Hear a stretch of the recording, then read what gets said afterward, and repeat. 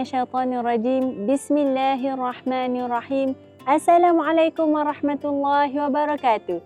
Alhamdulillahi wahdah. Wassalatan wassalaman ala man la nabiyya ba'dah. Amma ba'. Bab ke-11 dalam kitab Katatib Al-Quran fi Tajwid Kalam Ar-Rahman membincangkan hukum berkaitan makharijul huruf. Makhraj huruf, tempat-tempat keluar huruf.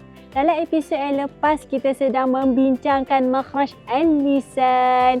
Untuk makhraj lidah ni melibatkan 10 bahagian dan daripadanya keluar 18 huruf yang keluar daripada makhraj al-lisan.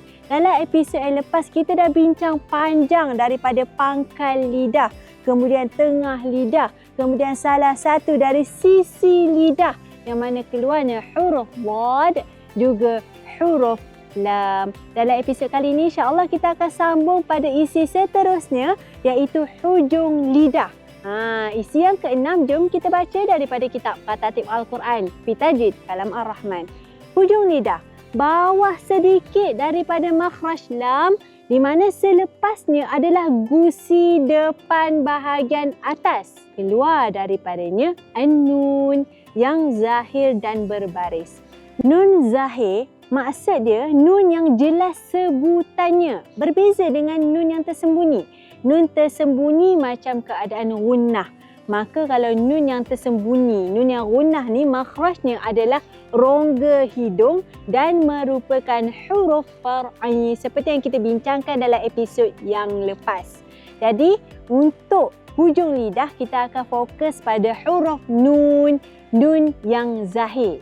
Jika kita pindah pada isi yang ke-7, masih hujung lidah yang hampir dengan makhraj nun adalah huruf ra. Jom kita tengok untuk isi yang ke-6 dan yang ke-7. Jika kita lihat pada gambar rajah yang terdapat dalam kitab ni, kita boleh fokus pada nombor 10 dan nombor 11. Nombor 10, belakang hujung lidah bertemu gusi. Nombor 11, belakang hujung lidah bergetar dengan gusi. Tadi nombor 10 keluarnya huruf lam, nombor 11 keluarnya huruf nun. Kita boleh lihat juga pada jadual makhraj huruf. Makhraj huruf umum adalah al-lisan. Untuk khusus daripada bawah al-lisan tu ada pangkal. Kita dah bincang dah episod yang lepas. Daripada pangkal kita ada tengah lidah, kita ada juga dua sisi. Episod kali ini kita sedang fokus pada hujung lidah. Untuk nombor 10 keluarnya huruf nun, untuk nombor 11 keluarnya huruf ra. Jom kita tengok pada halaman 110 untuk huruf nun, hujung lidah bersama lelangit atas yang selari dengannya. Macam mana nak tahu makhraj huruf? Kita matikan huruf tersebut, kemudian kita tambah hamzah wasal sebelumnya. An. Kita dapat rasakan hujung lidah tu main peranan, hujung lidah tu bersama lelangit atas yang selari dengannya. Kalau ra pula, hujung lidah bersama lelangit atas yang selari dengannya. Makhraj nun dan ra ini sangatlah dekat. Perkongsian ni saya kongsi daripada kitab Katatib Al-Quran fi Tajwid Kalam Ar-Rahman yang didatangkan lengkap berjadual dan bergambar rajah bagi memudahkan kita lebih memahami kedudukan makhraj huruf. Nantikan episod akan datang kita akan sambung pada hujung lidah dengan permulaan gigi kapak atas. Boleh lihat pada gambar rajah yang terdapat dalam kitab Katatib Al-Quran fi Tajwid Kalam Ar-Rahman.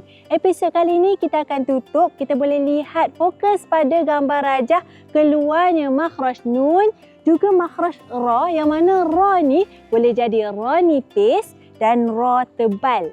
Kita boleh lihat gambar rajah. Apabila ra nipis, Fir'aun. Ra tersebut bagaimana kedudukan lidahnya. Kalau ra tebal, Masya Allah. Perkongsian ini saya kongsikan daripada kitab istimewa ini, panduan lengkap ilmu tajwid. Bagi anda yang berhajat untuk dapatkan kitab Katatib Al-Quran fi Tajwid Kalam Ar-Rahman, dapatkan di www.nashrulquran.com atau hubungi admin Akademi Nashrul Quran di 0167182825. Jangan lupa like, komen, share, subscribe YouTube channel Katatib Al-Quran. Follow juga semua sosial media Katatib Al-Quran. Segala yang baik itu datangnya daripada Allah Subhanahu Wa Taala. Wabillahi taufiq wal hidayah. Wassalamualaikum warahmatullahi wabarakatuh.